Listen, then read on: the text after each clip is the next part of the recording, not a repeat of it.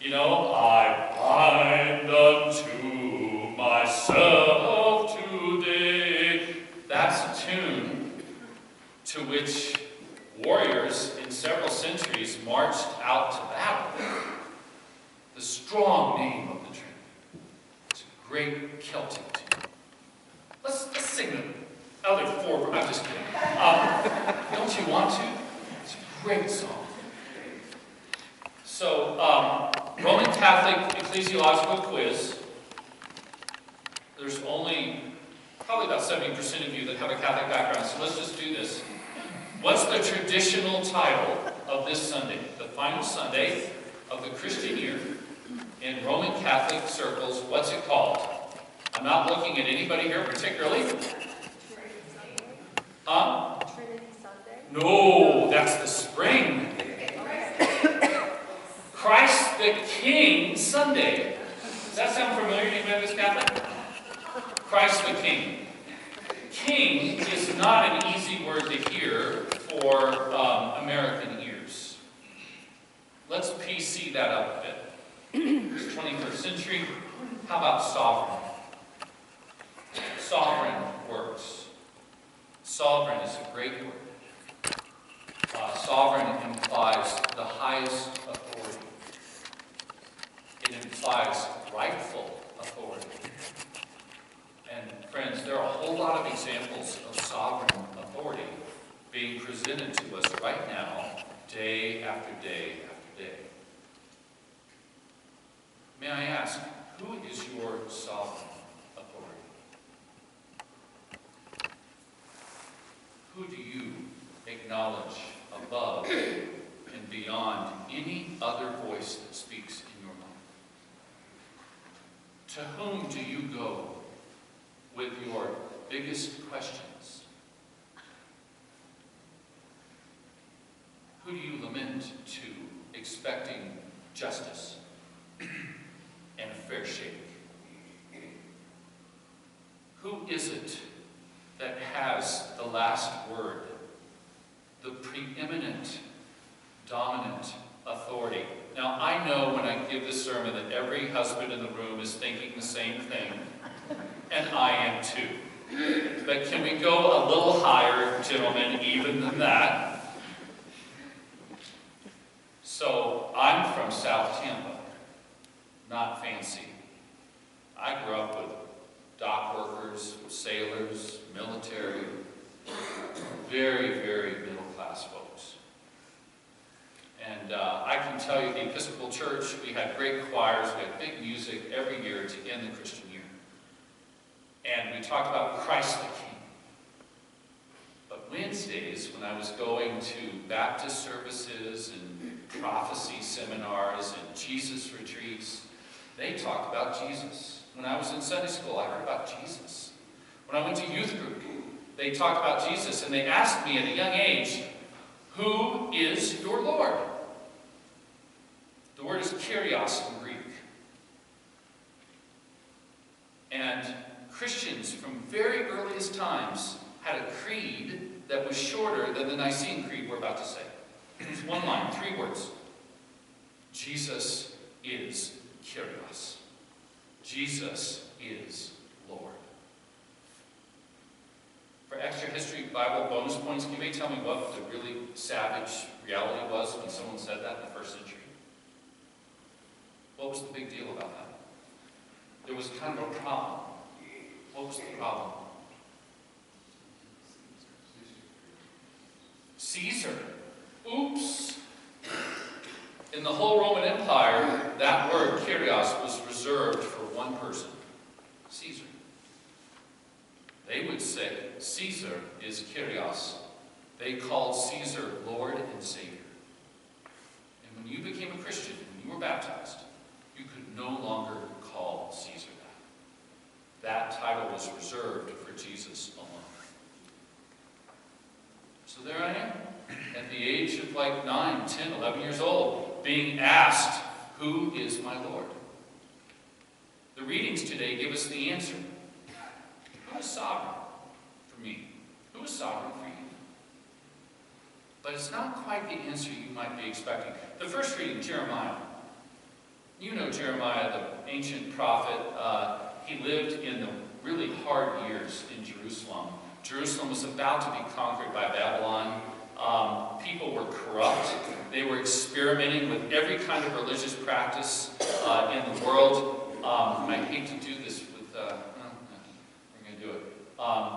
Some of the priests in the temple in Jerusalem were leading the Jewish sacrifices by day, and they were sacrificing children at night outside of Jerusalem in a burning fire, in a place where we get our modern conception of hell, a place of terrible torment and fire and terrible smell. That's where the picture comes from. It was a horrific time in Jerusalem. And Jeremiah the prophet looks at the clergy and he says, "Woe to you."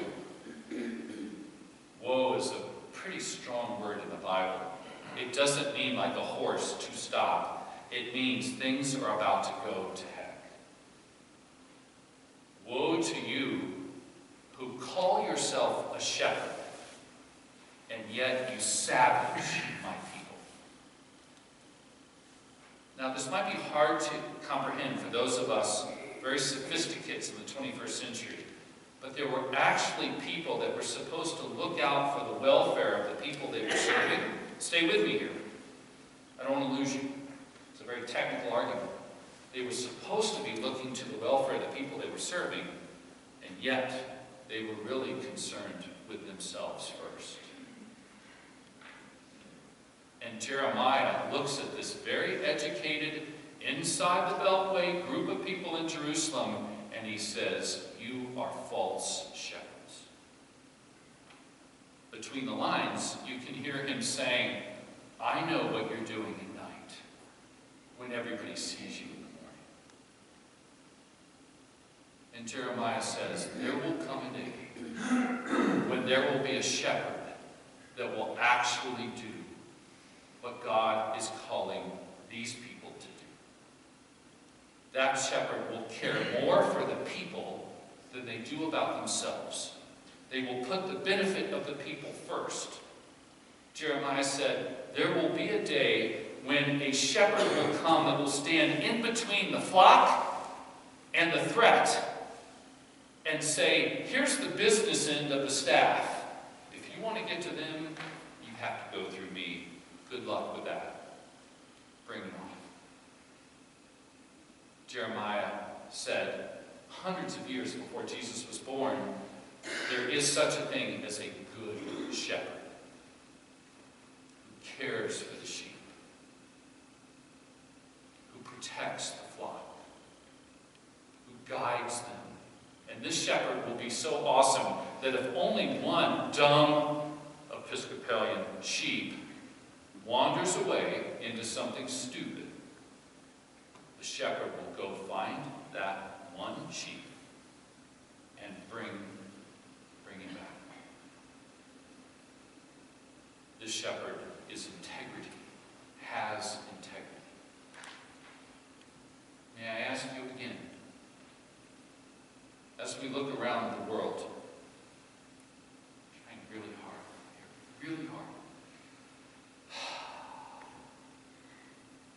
no mention of BBC interviews? Okay. Really hard. If you look around the world, who is exercising sovereignty like a good shepherd? Like someone that Jeremiah was talking about. Who is that? That has integrity all the time. Let's go to Colossians. We're on YouTube, so I can't say out loud the city I'm thinking of. The People's Republic of blank. You can fill it in if you live in Colorado. 50 square miles surrounded by reality. Anybody have a thought about which municipality in Colorado to which I might be referring? We'll leave it to your imagination since we're on YouTube. There are places where people have funky ideas. I'll just burst and say, has anybody been to Crescent at night? Has anybody ever been to Crescent, Colorado at night? Right, okay.